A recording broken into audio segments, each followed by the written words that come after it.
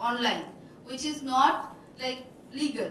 But this awareness, the mentality needs to change, because piracy is considered as one, it's like a market fault and not as an illegal one. So that awareness needs to be changed. And so for my opinion, I feel right now, if at the current scenario, we are not in a situation where we can say that yes, we can tackle piracy and all these problems with the digital era, but what we can do is we can take more steps like what government has been taken, and we can, like recently 2011 and 12, lots of raids have happened. The courts have been also given lots of cases, like have judgments in favor. So those kind of steps can be taken in order to prevent piracy. So that's what, there's nothing much to say. If you all have anything else, please, your comments are welcome. Thank you.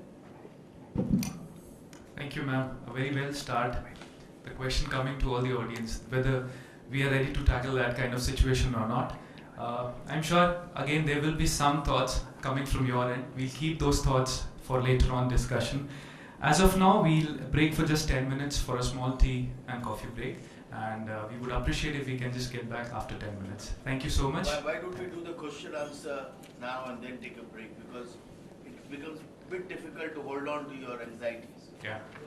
Right. So can we not do that and then get break for tea? That's a valid question. I believe I'll just request Mr. Vaibhav to probably discuss on that, because I'm just hosting the show. I'm the anchor for this event. But I believe, yes, we can start with the discussion. By the time I'll just get a clarity. Yeah, we can start. Thank you. When you do this, arbitration and do a kind of a quick resolution, how do you ensure that this offender doesn't repeat that criminal activity again? It's good to come to a resolution quickly, promptly, and make it a win-win situation, but I get a bit scared in terms of how do you ensure that he doesn't come back to the business again? Well, yes, there can be a moral issue out there as to whether society has punished the person who has done a wrongdoing. But many people get away with murder. But as far as my experience in this is concerned, most of the time the people involved, on one side you have a big MNC, the other side you have people who are in the market selling some CDs or discs. You have already had the interim injunction by which all that thing has been taken away. His assets are freezed, there's inventory there, he's anyway devastated, he can't even pay the costs. With that person, prolonging a case simply to you have a case on the docket for 5 years, 10 years, simply to need evidence. And then, as far as the evidence is concerned, since we don't have structural damages, there's no way of improving what's the actual damage. So if one can, it's not an arbitration. Arbitration is where a person, a third neutral party, decides the dispute for a person as per certain established rules. The only difference being an arbitrator is judge is replaced by an arbitrator. So that's within the adversarial system. Mediation is outside the adversarial system, though it's within Section 89 of the CPC, Code of Civil Procedure. It's part of the legal system. But the principle is that if somebody has done something wrong, then rather than taking it to the logical end of determining the rights and liabilities, ask the person who's aggrieved, would he settle for less, or would he settle for more, or what is his underlying interest? He may not want damages after 10 years, he may not want the litigation for 10 years. So one choice is ask that person, would you want litigation for 10 years, or would you want a quick resolution? Would you quit this if it covers your cost? If you get an undertaking which will make the person not repeat their offense and make it subject to contempt of court, that if that person is found again repeating that offense, he will go to jail for violating his undertaking.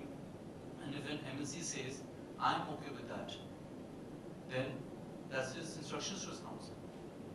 So it's like a settlement during a court proceeding, but out here, rather than playing on the power imbalance of the parties, what we try to do is we try to facilitate a settlement by the parties themselves away from the court process. So that is one aspect of the question. In fact, if you say what's a deterrent is, this person's business has anyway gone and he's given an undertaking, he'll never do it again. So that, in my opinion, is sufficient punishment anyways. is there a follow-up on that? I mean, in the sense that, you see, the third dimension is not coming. No, The victims who suffer because of the but this is piracy. with the consent of the victim. The victim is the one who says, I want the settlement, because what has happened is, we have entire tribe of lawyers now who will go around on their own sporting violations. They'll tie up with the company and say, you don't pay our fees. We'll prosecute as the general power of attorney holder. We will file a case, get your injunctions, send the matter to mediation. Whatever cost or damages we get, we keep it. So you're actually making a practice out of it. And this actually suits the MNCs. They don't need to have a counsel. They don't need to spend money on litigation, which is very expensive in the West. It's like pro bono, the people are doing it. They get paid later on. It might bring unethical issues of practice involved. That's a different issue altogether. But this is reality. What I'm talking about is reality. That you have lawyers who will scout around for violations, file a case on behalf of the parent company, who's not even aware of those violations, ensure there's a settlement, pocket the damages that comes, everybody goes back happy. The company, the lawyer, and the poor person who's caught, he's just off the hook. So whether it is on the ethical part of it, we can have an entire discussion that way we would stand on that line. But on the point of whether that's deterrent enough for the person, if it is with the consent of the victim. No, I think somewhere there's a dealing in what I'm trying to ask you. So I'm talking about the end user who's already paid, who got cheated, who has been getting cheated, or whatever way it is, And you're talking about a lawyer who goes and finds it out and does this activity as a professional activity. I'm only trying to figure out that, does it help the end user at the end of the day that he would be assured that he would get a genuine product at the marketplace? I am only trying to figure that out because you have enriched, you have been able to compensate the manufacturer or the producer. You have been able to get some kind of a liability on the offender, but does the end user get anything at the end of the day? Let me put it slightly differently. Piracy affects several people at several levels. It's not only the person who's agreed, who says software has been stolen. It also affects the public who's been deceived. Yeah. That's from that point of view. Yeah. It also affects the person, like you said, the victim in that context, not the agreed person, the victim in not that context. But then it's nobody's case and mediation is suited for all kinds of cases. Mediation, even otherwise, even if there's nothing to do with piracy, you can't have a mediation in a murder case or a rape case. But my proposal or the proposition is that there's certain kind of cases which are more appropriately resolved through mediation at a certain level, dealing with certain kind of actors or stakeholders in it. And that's where I would say you would do service to the legal fraternity or to the judicial system if you, rather than going through the entire process of evidence which you may never be able to lead, be able to try to establish damages or loss which you can never establish. People actually want to bail themselves out. Thanks. Yeah, I got it. Thanks.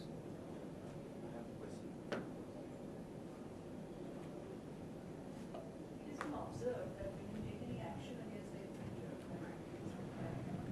they disappear at that point in time. They reappear in a different form, different name. So to answer this question, his question was that whether end user will think they get any genuine product. So it is very uncertain. Why do you take an undertaking from the person that you not get and so on and so forth?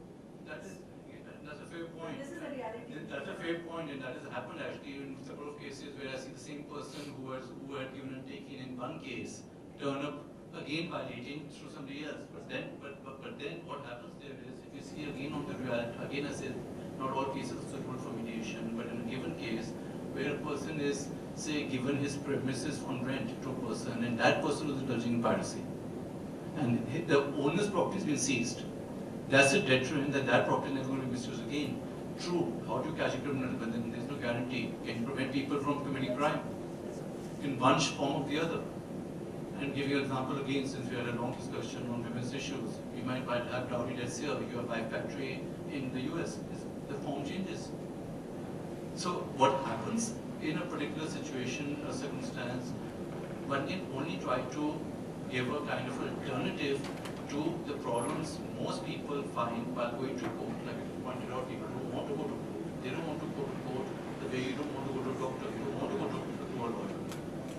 Because you think you're anyways suffered enough in life and you're going to be taken through the entire litigation process again for no fault of yours at tremendous cost and inconvenience. So for that reason, while mediation can be explored an option, it should not be explored an option right at the outset, because that's not going to help you. You can't mediate criminals, like I pointed out earlier, or somebody who's done something illegal. But having put in place all your checks, having got what you wanted, that is freezing of the assets, recovery of the infringing products, some kind of compensation, which you can think in terms of covering the cost, having got that done, my experience or the reality is most MNCs are pretty happy with that situation. And it's actually becoming a very viable option as far as Delhi High Court is concerned. There are about 100 odd cases of each company every year, which is being filed, which is becoming only for mediation. So it is developing a practice. I'm sure it will spread across the entire country at some point of time. Thank you for the I have a question for Dr. Jumbarani. Sir, as you said that mediation is a good solution. So, in terms of online piracy of digital content, let's say movies, music, and software, what is the scope of mediation against users of piracy? Because in today's date, what has been observed is there are a lot of piracy is not done professionally. It's done by users sitting at home. Here the remedy is not in, I would say, in the law, in the legal enforcement or the I mean, it's like you say, it's almost open situation trying to control that kind of piracy.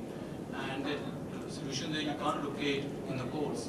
There I say the solution lies in the law. Law is effective. If you're talking about 65A, for instance, most of the digital,